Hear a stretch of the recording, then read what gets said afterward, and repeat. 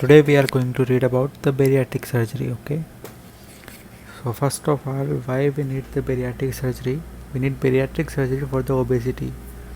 So what is obesity? There are some old definition for obesity and some are the new definition for the obesity. The old definition says that obesity was seen as a weakness or failure of the individual.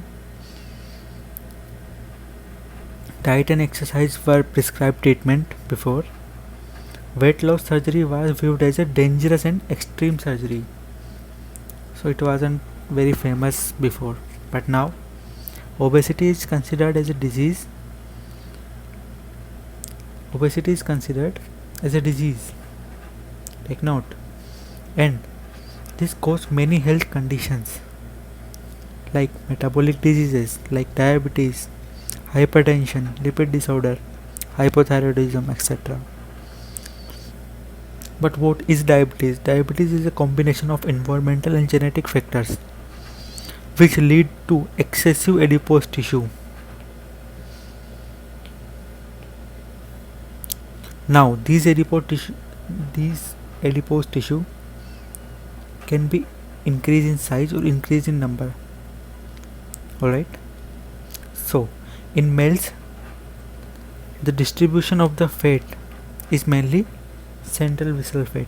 In females, it's peripheral and gluteal fat. Now, according to WHO, there is classification of obesity. Normal BMI is 18.5 to 24.9. Pre-obese till 29.9. 30 to 34.9 is obese class 1. Class 2 is 35 to 39. And class 3 is more than 40. Alright. Now we will talk about the bariatric surgery. So what are the indications for the bariatric surgery? The indication for bariatric surgery is only 3 indications. You have to remember. The first indication is BMI more than 40. Any person who is having BMI more than 40 is a candidate for bariatric surgery. Or a patient who have BMI more than 35 with obesity related complications. What are the obesity related complications? Diabetes mellitus type 2, hypertension, coronary artery disease, hypercholesterolemia, obstructive sleep apnea.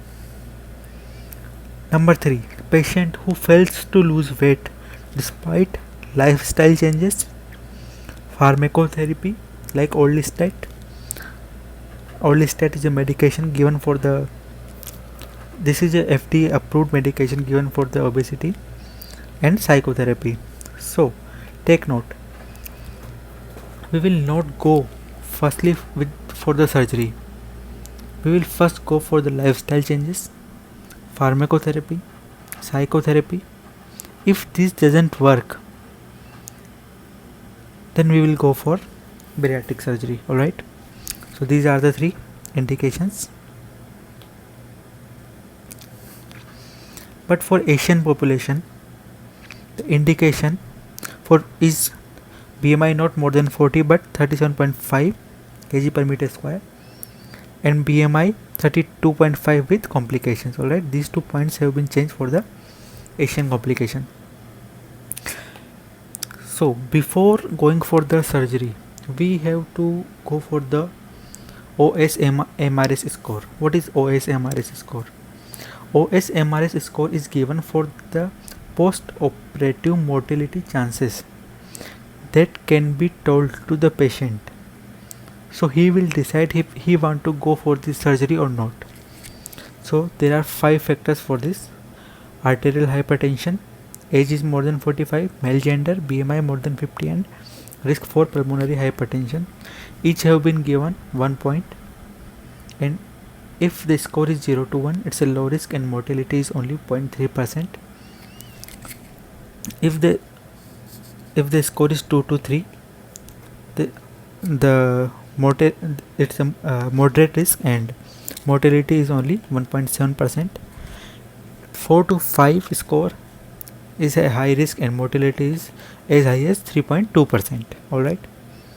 So we are talking about bariatric surgery, but bariatric surgery is divided into three parts: restrictive, malabsorptive, or combination and combined.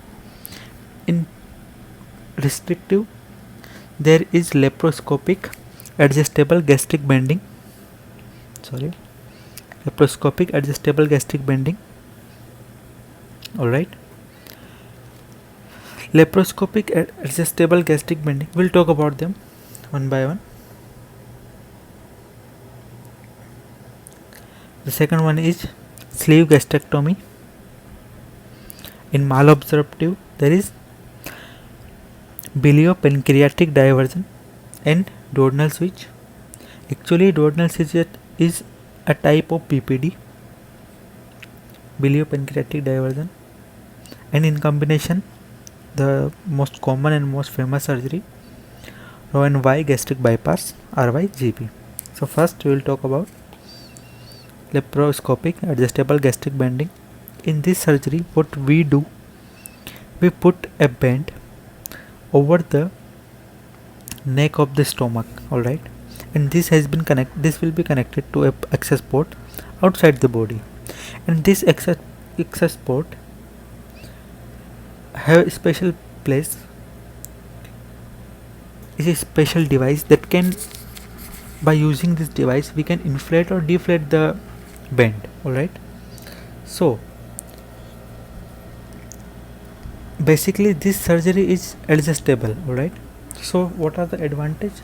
First of all, how this surgery works: when we put a band around the stomach neck, whenever we eat, there is a formation of pouch. So whenever we eat, we will got early satiety and we will eat less. It will lead to weight loss. All right, this is how this surgery works. What are the advantage for this surgery? Obviously this is laparoscopic surgery, so there are low mortality and low complications. This is least invasive because of the laparoscopic approach, and this is adjustable because of the access port. What are the complications?